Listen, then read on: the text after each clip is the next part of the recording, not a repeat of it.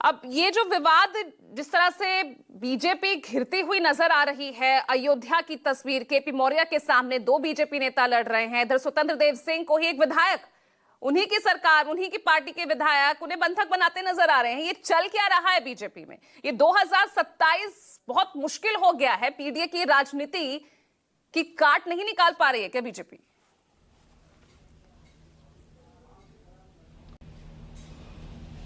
देखिए, मसला तो ये था पूजा की जल संसाधन मंत्री स्वतंत्र देव सिंह वहां पर गए हुए थे और वहां गुड्डू राजपूत जो महोबा के विधायक हैं उन्होंने उनको घेर लिया। इसमें दो तीन इंपॉर्टेंट बातें हैं। सबसे पहली बात तो ये कि पूरे उत्तर प्रदेश के मंत्रिपरिषद में योगी आदित्यनाथ के सबसे करीबी, सबसे विश्वासपात और योगी आदित्यनाथ जिनको सबसे ज्यादा मानते जानते हैं, उन मंत्री का नाम स्वतंत्र देव सिंह है। स्वतंत्र देव सिंह कोई छोटे मोटे आदमी नहीं है, वो प्रदेश अध्यक्ष भी रह चुके हैं और मुख्यमंत्री के बहुत करीबी हैं। बावजूद इसके एक बीजेपी के विधायक ने उनके दौरे के दौरान उनके साथ क्या किया, ये वीडियोस में आप देख ही रही हैं, उसमें हमको बताने की जरूरत नहीं है। एक तरह से उनको बंधक बना लिया गया।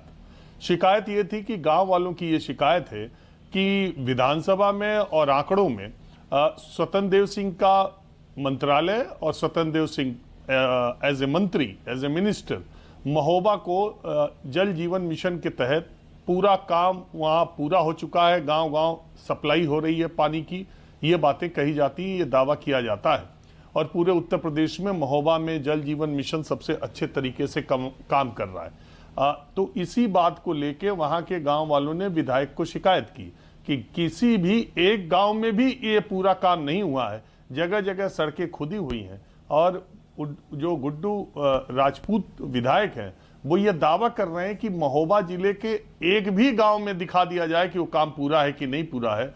और ग्राम प्रधानों ने और ग्रामीणों ने उनको इस बात की शिकायत की, तो वो उनको लेकर के मंत्री जी आए थे, तो वो उन्हीं को फिर वो बातें उनके संज्ञान में लाना चाह रहे थे। गुड्डू राजपूत ने उसके बाद के इंटरव्यू में पूजा ये भी कहा है कि 2024 के लोकसभा चुनाव के जो परिणाम आए हैं उसके बाद भी सरकार हवा में अगर चल रही है और जमीन पर काम नहीं करेगी तो उसे पता चल जाएगा। ये जो 2024 की यूपी में हार हुई है उसको ये कह देना कि संविधान के नाम पर, संविधान बदलने के नाम पर और इस वजह से वोट नहीं मिले, एक तरफा हुआ, तो वो कह रहे हैं कि मध्य प्रदेश में इसका असर क्यों नहीं हुआ, बगल का ही है मध्य प्रदेश, बिहार में इसका संविधान बदलने का असर क्यों नहीं हुआ, केवल असर उत्तर प्रदेश में हुआ। वो सवाल ये कह रहे हैं कि जमीन पर काम नहीं हो रहा है, अधिकारी गलत आंकड़े प्रस्तुत कर रहे हैं, जमीन पर जो चीजें हैं वो हम लोग विधायक के तौर पर देख रहे हैं, किससे कहने जाए, वो मंत्री है। अभी उन्होंने ये भी ऐलान किया है कि कल स्वतंत्र देव सिंह उनसे पीछा छुड़ाने के लिए और अपने आप को वहां से निकलने के लिए उन्होंने उनसे वायदा किया है कि 20 दिन के अंदर महोबा के सारे गांव या जो भी शिकायतें उसको पूरी कर दी जाएंगी। गुड्डू राजपूत ने यह भी चेतावनी दी है कि अगर 20 दिन के अंदर स्वतंत्र देव सिंह के मंत्रालय ने और उन्होंने महोबा के गांव-गांव की चीजों को अगर सही नहीं कराया तो फिर वो महोबा के ग्रामीणों के साथ आकर लखनऊ में उनका आवास घेर देंगे। अब ये एक घटना है जो मैं आपको बता रहा हूं। अब इसी से आप समझ लीजिए कि कितनी सिर फुटअव्वल भारतीय जनता पार्टी में दिखाई दे रही। उत्तर प्रदेश के नक्शे पर अगर आप देखेंगे तो महोबा एक कोना है और एक कोना है अयोध्या। अब वहां की घटना क्या हुई, केशव प्रसाद मौर्य गए हुए थे, एक कार्यक्रम था और उस कार्यक्रम में वहां के प्रभारी मंत्री सूर्य प्रताप शाही भी मौजूद थे।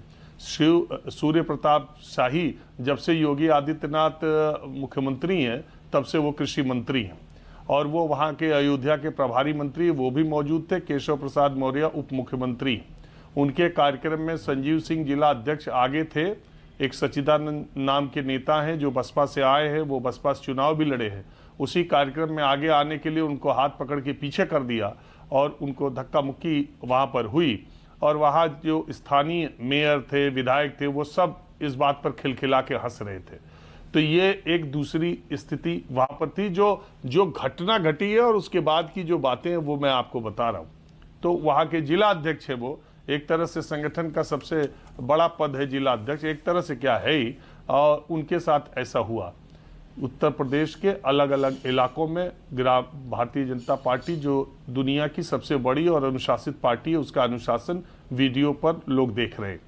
अब सवाल तीसरा ये उठता है कि यूजीसी का पीडीए, अखिलेश यादव ये कह रहे हैं कि उनका पीडीए इतना तेज चला लोकसभा में और इस समय भी धीरे धीरे अंडर करंट के तौर पर पीडीए इतना तेज चल रहा है कि चुपके से यूजीसी में ओबीसी को जोड़कर ओबीसी को अपने पाले में लाने की एक कोशिश भारतीय जनता पार्टी ने की है। इससे सावधान रहने की जरूरत है। लोग ये भी कह रहे हैं कि एक तो यूजीसी के ये नए रेगुलेशन लाए और फिर अपने ही लोगों से इसका विरोध कराया, फिर अपने ही पक्ष के वकील से इस पर याचिका डलवाई और फिर इसके बाद अपने ही स्टे ले लिया। ये सारी राजनीति उत्तर प्रदेश के चुनाव के लिए की जा रही है। पूरी जो घटनाक्रम है ये सारा लबोलुबाब इधर है, उधर हिंदुत्व के नाम पर एक शंकराचार्य की गद्दी पर बैठे हैं कि नहीं अभी सवाल है, मगर अविमुक्तेश्वरानंद योगी आदित्यनाथ के खिलाफ यानी भगवा के खिलाफ भगवा, एक संत के खिलाफ एक संत खड़ा है और वो कह रहे हैं कि मुगलों से भी बुरी स्थिति है उत्तर प्रदेश सरकार की और अब हिंदुत्व पर ही वो चैलेंज करने के लिए 40 दिन का वो भी समय दे रहे हैं। हर तरफ निशाने पर योगी आदित्यनाथ और उनकी सरकार इस समय दिखाई दे रही है। उत्तर प्रदेश में चुनाव तो होने हैं, पश्चिम बंगाल में हेडलाइन में चल रहा उत्तर प्रदेश। बिल्कुल। और अगर राजीव आपको याद भी होगा, कल ही एक पोस्टर भी लगा था कि जो संकेत दे रहा था कि योगी के लिए ये सब कुछ किया जा रहा है। कल वो पोस्टर भी चस्पा दिख रहे थे लखनऊ में।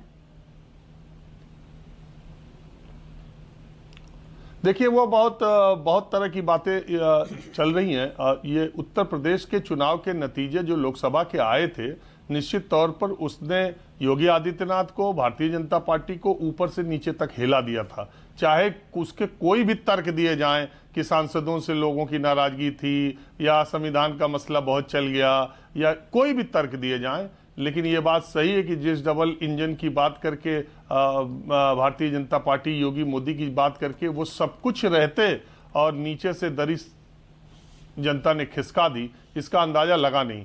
तो उसके बाद के बाई इलेक्शन में शासन प्रशासन ने चुनाव कैसे संपन्न कराए, जो लोग वहां के मतदाता हैं वो अच्छी तरह जानते हैं। अब उसके बाद अब चुनाव होना है तो एक बात तो निश्चित तौर पर है कि भारतीय जनता पार्टी में उत्तर प्रदेश के भीतर गुटबाजी नहीं है ऐसा आप नहीं कह सकती। भयंकर चरम पर गुटबाजी है। ये तो दिल्ली का एक अनुशासन है या दिल्ली का एक डंडा है जिसकी वजह से आपको ये दिखाई नहीं दे रहा है। मुझे लग रहा है कि अब वो दिल्ली की तरफ से कुछ हल्का किया जा रहा है। ये क्या मामला है कि ये चीजें ऐसे सामने आ रही है जो आज तक सामने नहीं आई। आखिरी वर्ष में ये कोने कोने से जो तस्वीरें और जो बातें और जो बयान और जो सब कुछ आता है, ये उत्तर प्रदेश में आगे आने वाले एक बड़े बदलाव के संकेत के तौर पर इसको देखा जाए या एक वो कहते हैं ना एक सेफ्टी वॉल। कांग्रेस पार्टी जब बनी थी 1885 में अखिल भारतीय राष्ट्रीय कांग्रेस, तो ये भी कहा गया कि ये सेफ्टी वॉल्व है, यानी भारतीयों के अंदर अंग्रेजों के खिलाफ जो गुस्सा पनप रहा है वो गुस्सा भारतीय राष्ट्रीय कांग्रेस के जरिए वो भड़ास निकल जाए, इसलिए इसको बनाया गया है।